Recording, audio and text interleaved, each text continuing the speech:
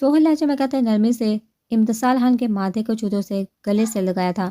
ایک سکون کی لہر تھی جو امتسال خان کی کو اپنے رگو پے میں تربیت کرتی محسوس ہوتی۔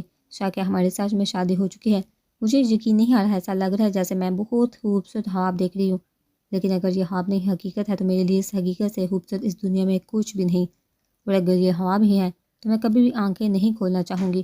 میں تعمر اسی خواب میں جینا چاہتی ہوں جہاں آپ ہے ہماری محبت۔ چہرہ بہرام شاہ کی گردن میں چھپائے سرگوشی میں استفسار کرتی اپنے دل میں اترتی محسوس ہوئی تو امتسال خان کی باتوں پر بہرام شاہ کے نابی ہونٹ مسکراہٹ میں ڈلے تھے۔ خواب ہو تو ٹوٹ جانے کا خدشہ ہوتا ہے، کیونکہ خواب جتنے بھی خوبصورت کیوں نہ ہو آنکھ کو کھلتے ہی ٹوٹ جاتے ہیں۔ یہ حقیقت ہے بہت خوبصورت، اور حقیقت کبھی نہیں بدلا کرتی۔ مسکرا کر جواب دیتے امتسال خان کو کمر سے تھما تھا، بائیں ہاتھ سے ٹیبل پر بکھرے زیورات کو سر پر کرتے امتسال خان کو بٹھاتے قدم کبرٹ کی جانب بڑھائے تھے۔ کبرٹ سے مطلوبہ چیز نکالتے وہ پلٹ کر امتسال خان کی جانب آیا تھا۔ پھر بھی امتسال خان کو سمجھنے کا موقع دیے بغیر وہ گھٹنوں کے بل زمین پر اس کے سامنے بیٹھا تھا۔ اس سے پہلے وہ کچھ سمجھتی کہ بہرام شاہ نرمی سے امتسال خان کا دایاں پاؤں اپنے گھٹنے پر رکھتا، ہاتھ میں تھامی سونے کی بڑی پائل جس میں ننھے ننھے ہیرے گھنگرو کی مانند لٹکے ہوئے تھے، دونوں پاؤں میں پائل پہناتے نرمی سے ہونٹ پائل کے قریب پاؤں بڑھ رکھتے اٹھ کھڑا ہوا۔ سب کے امتسال خان عزت خانی آنکھوں میں نمی لیے بہرام شاہ کے وجیح چہرے کو دیکھ رہی تھی، جس پر نرمی سی مسکراہٹ احاطہ کیے ہوئے تھی۔ سے اب تک کی تمام ہوئی ملاقاتوں سے یکساں بدلا ہوا لگ رہا تھا۔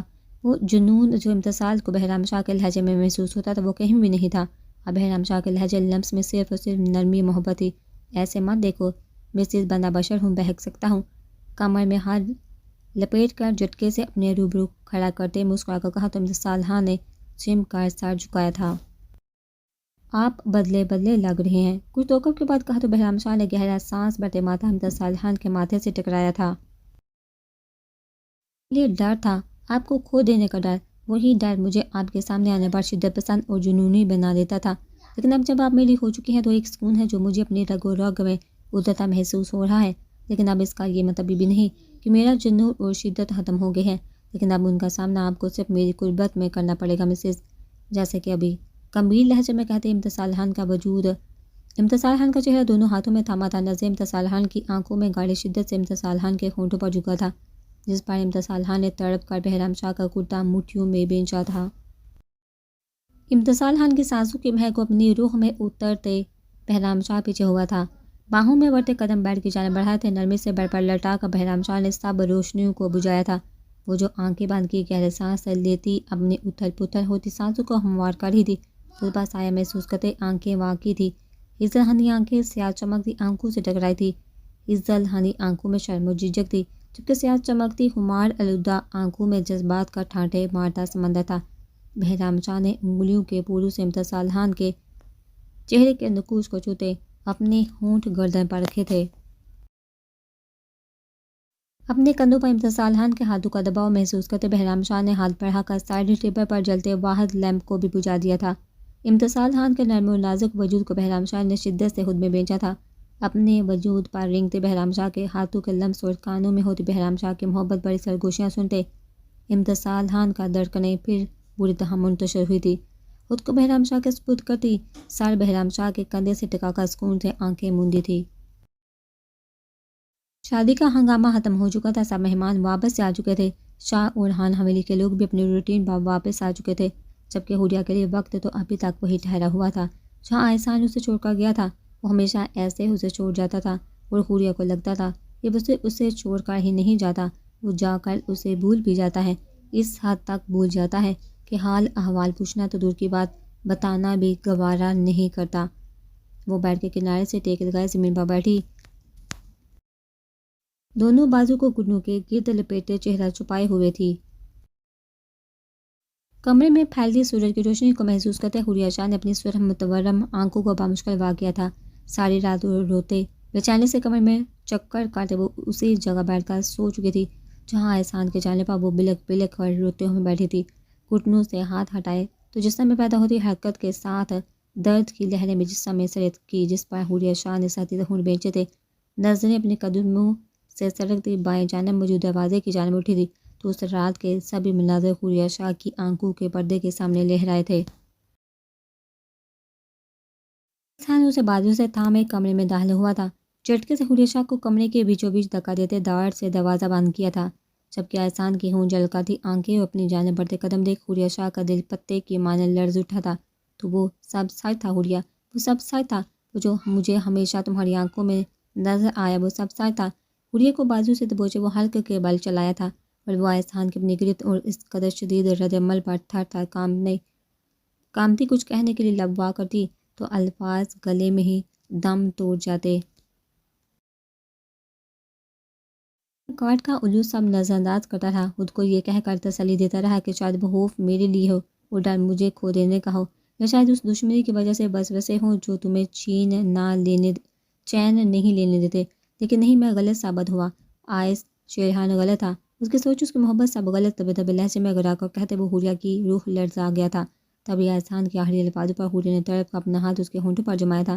نہیں آئس، خدا کے لیے ایسا مت کہیں کہ کچھ نہیں، میں غلط نہیں ہوں، ہماری محبت غلط نہیں ہے، تڑپ کا کہتی وہ بلک بلک کر رونے لگی، جبکہ وہ سامنے بے حس بنا کھڑا رہا، ہونٹ پہ جس ہاتھ نظروں سے حوریہ شاہ کے لرزتے وجود کو دیکھتے جھٹکے سے پیچھے ہوا تھا۔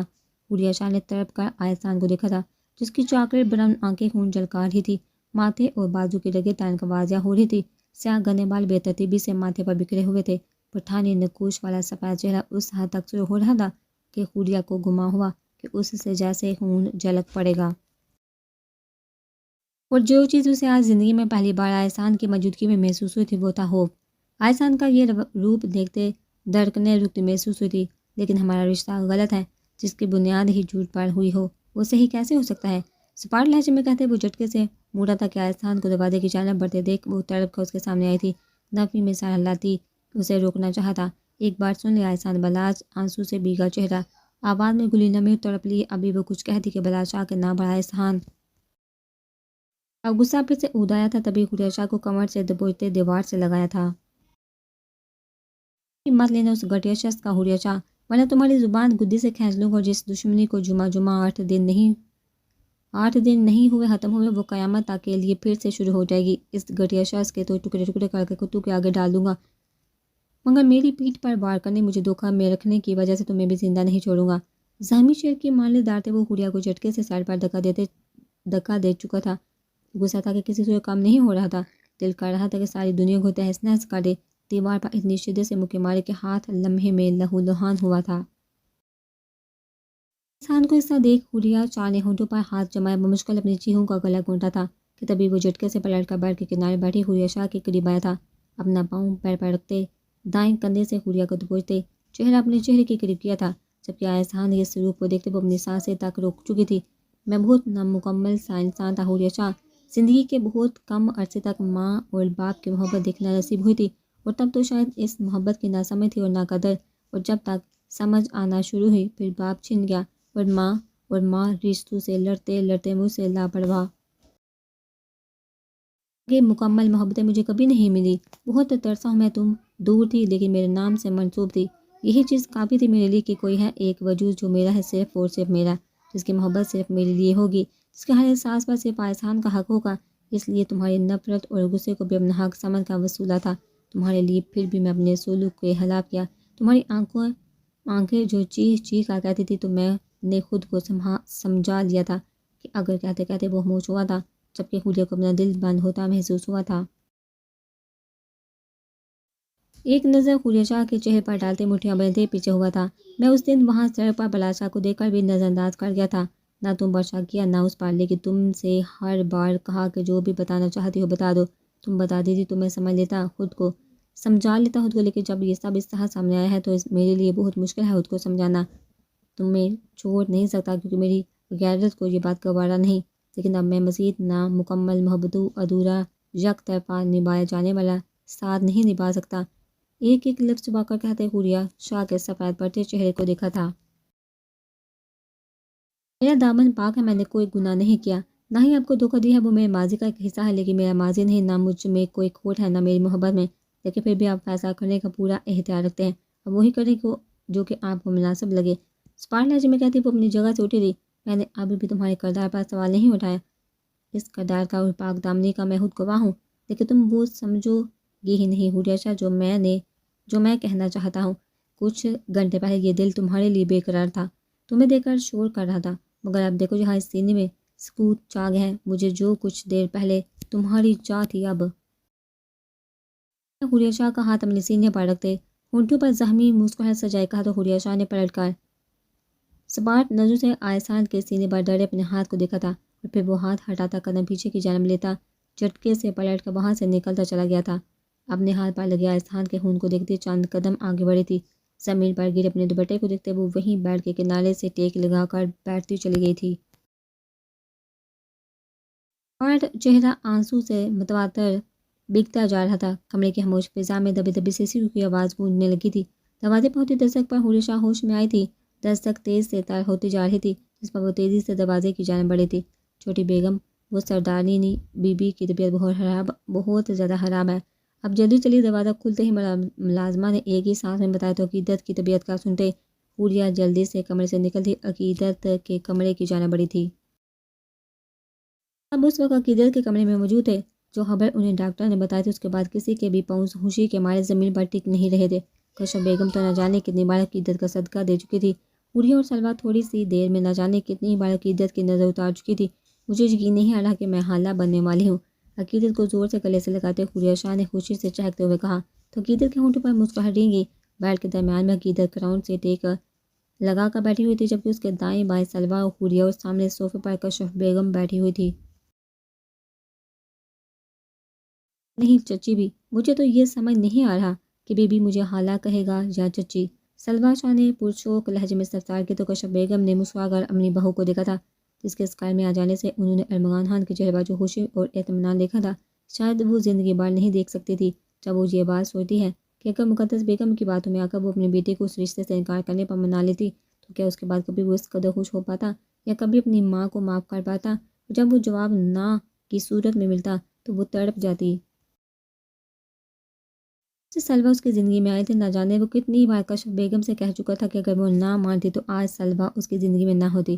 کتنی بار وہ شکریہ کہہ چکا تھا اپنے شوہروں سے پوچھ لو اگر وہ چچا بنیں گے تو تم لوگوں کو بھی چچی ہی بننا پڑے گا۔ کشف بیگم کے کہنے پر عقیدت نے بھی سیاست میں ہلایا تھا۔ عقیدت زگا مہان نے بتایا کہ وہ کب تک آئے گا؟ نہیں ممانی، اس سلسلے میں میری کوئی بات نہیں ہوئی۔ رات میں زگام کا میسج آیا تھا کہ وہ کام ختم کر کے جلدی آ جائے گا، لیکن کتنی جلدی آئے گا یہ نہیں بتایا۔ کشف بیگم کے پوچھنے پر بتایا تو انہوں نے سمجھنے کے انداز میں سر ہلایا تھا۔ پیغام زمینوں کو کسی کام کے سلسلے سے گاؤں سے باہر گیا ہوا تھا۔ صرف وہی نہیں، شاہ حویلی اور خان حویلی کے سارے مرد ہی کام کے سلسلے میں گاؤں سے باہر تھے، سوائے ارمغان خان اور بلا شاہ کے۔ لالا کو بتایا آپ نے؟